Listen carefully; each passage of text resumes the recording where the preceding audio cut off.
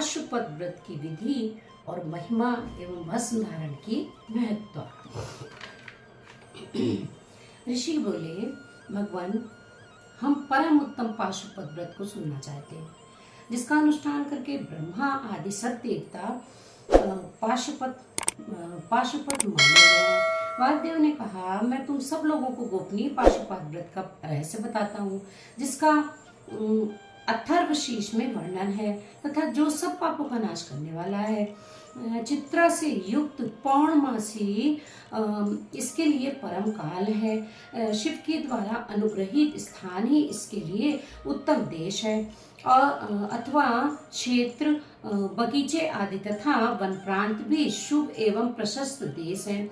पहले त्रयोदशी को भली भांति स्नान करके नित्य कर्म संपन्न कर लें, फिर अपने आचार्य की आज्ञा लेकर उनका पूजन और नमस्कार करके व्रत के अंग रूप से देवताओं की विशेष पूजा करें। उपासक को स्वयं श्वेत वस्त्र, श्वेत यज्ञोपवीत, श्वेत पुष्प और श्वेत चंदन धारण करना चाहिए। वह कुश के आसन पर बैठकर हाथ में मुट्ठी भर कुश ले पूर्व या उत्तर की ओर मुंह करके 3 प्राणायाम करने के पश्चात भगवान शिव और देवी पार्वती का ध्यान करें। फिर यह संकल्प करें कि मैं शिव शास्त्र में बताई हुई विधि के अनुसार ये पाशुपत व्रत करूंगा। वह जब तक शरीर गिर ना जाए तब तक के लिए, अथवा 12, 6 या 3 वर्षों के लिए, अथवा 12, 6, 3 या 1 महीने के लिए, अथवा 6, 3 या 1 दिन के इस व्रत की दीक्षा लें। संकल्प करके विरजा होम के लिए विधिवत अग्नि की स्थापना करे। क्रमशः घी समिधा और चरु से हवन करे। तत्पश्चात तत्वों की शुद्धि के लिए उपदेश से फिर मूल मंत्र द्वारा उन समिधा आदि सामग्रियों की आहुतियां दे। उस समय वह बारंबार ये चिंतन करे कि मेरे शरीर में जो ये तत्व हैं सब शुद्ध हो जाए।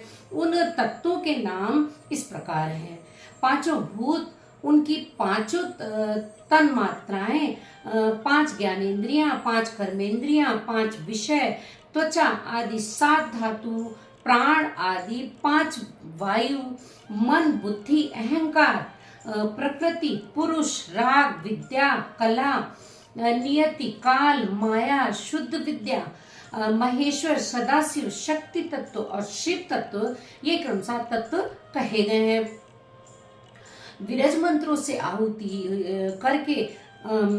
करके होता रजोगुण रहित शुद्ध हो जाता है। फिर शिव का अनुग्रह पाकर वह ज्ञानवान होता है। तदंतर गोबर लाकर उसकी पिंडी बनाएं, फिर उसे मंत्र द्वारा अभिमंत्रित करके अग्नि में डाल दें। इसके बाद उसका प्रोक्षण करके उस दिन व्रती केवल हविष्य खाकर ही रहे। जब रात बीतकर प्रातः काल आए तब चतुर्दशी में पुनः पूर्वोक्त सब कृत्य करे। उस दिन शेष समय निराहार रहकर ही बिताए। फिर पूर्णिमा को प्रातः काल इसी तरह होम पर्यंत कर्म करके रुद्राग्नि का उपसंहार करे। तदंतर यत्न पूर्वक उसमें से भस्म ग्रहण करे। इसके बाद साधक चाहे जटा रखा ले, चाहे सारा सिर मुड़ा ले, या चाहे जो केवल सिर पर शिखा धारण करे। इसके बाद स्नान करके यदि वह लोक लज्जा से ऊपर उठ गया हो तो दिगंबर हो जाए, अथवा गेरुआ वस्त्र, मृग चर्म या फटे पुराने चीथड़े को भी धारण कर ले। एक वस्त्र धारण करे या वत्कल पहनकर रहे। कटी में मेखला धारण करके हाथ में दंड ले ले। तदंतर दोनों पैर धोकर आचमन करे।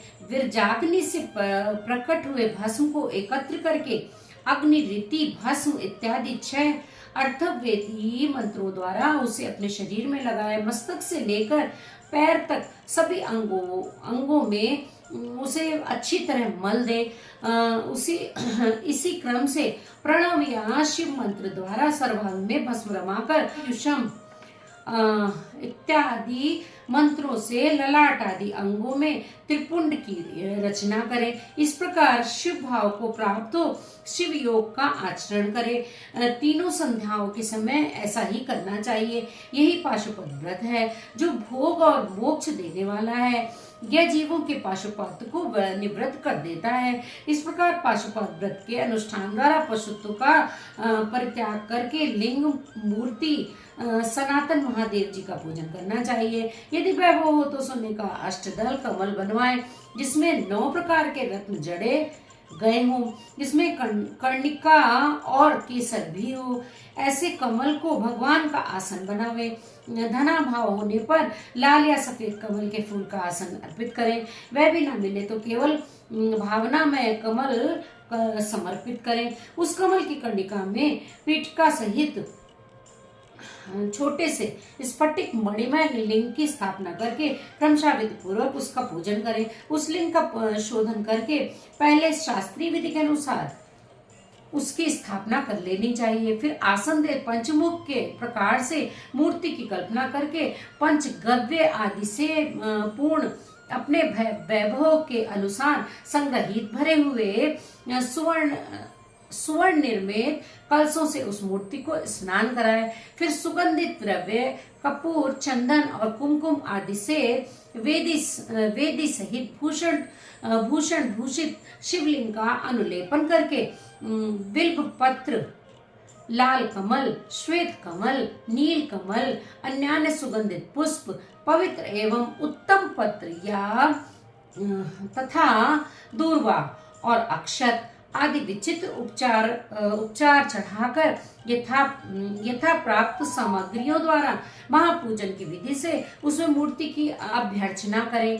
फिर धूप, दीप और नैवेद्य निवेदन करें। इस प्रकार भगवान शिव को उत्तम वस्त्र निवेदन करके अपना कल्याण करें। उस व्रत में विशेषता वे सभी वस्तुएं देनी चाहिए जो अपने को अधिक प्रिय हो, श्रेष्ठ हो और न्यायपूर्वक उपार्जित हुई हो। बिलपत्र, उत्पल और कमलों की संख्या 1000 होनी चाहिए। अन्य पत्तों और फूलों से प्रत्येक की संख्या 108 होनी चाहिए।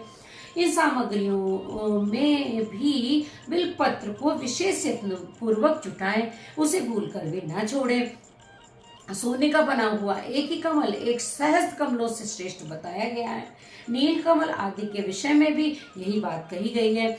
ये सब बिलपत्रों के समान ही महत्व रखते हैं। अन्य पुष्पों के लिए कोई नियम नहीं है, वे जितने मिले उतने ही चढ़ाने चाहिए। अष्टांग अर्घ्य उत्कृष्ट माना गया है। धूप और आलेप यानी कि चंदन के विषय में विशेष बात कही गई है। वामदेव नामक मुख में चंदन, तत्पुरुष नामक मुख में हरिताल और ईशान नामक मुख में भस्म लगाना चाहिए।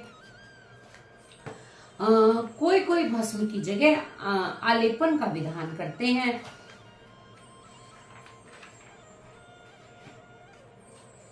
दूसरे प्रकार के धूप का विधान होने से कुछ लोग प्रसिद्ध धूप का निषेध करते हैं।